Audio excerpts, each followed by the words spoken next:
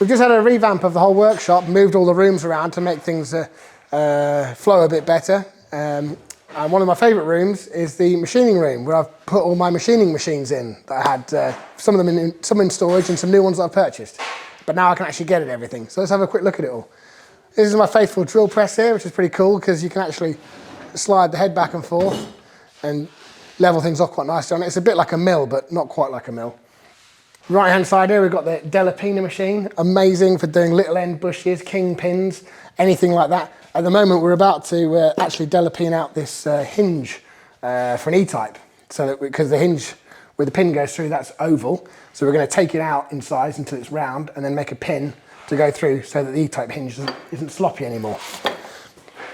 We've also got over here, this is a machine for putting unleaded hardened valve seats in. So you put the correct size tool in here, drill into the head, and then hammer the hardened seat in. You can see some examples of them in the head there. This is a new one, just a little mill with an auto feed. We've got, of course, loads of CNC mills and lathes and stuff down at the main machine room. Handy to have one up here as well. This is just a tool grinder for, you can angle these to any angle you want and sharpen up tools, things like that. The balancing machine, you've seen videos of this, but now I can finally get to the whole thing because there's enough room for it. So I can put a huge assembly on there, like a prop shaft with a flywheel, crank, everything.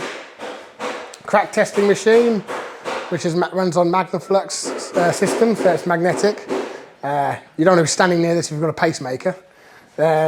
Uses UV dye and a UV light so you can see the crack once you've magnetised it. This is the head and block skimmer.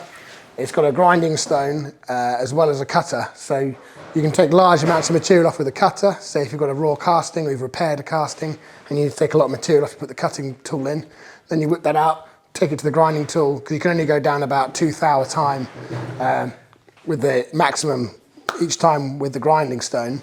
But you can actually go down 1/4 of a thou at a time. That's how little you can take off each time. The last thing is my old lathe, which I'm probably going to replace soon because she's a bit tired.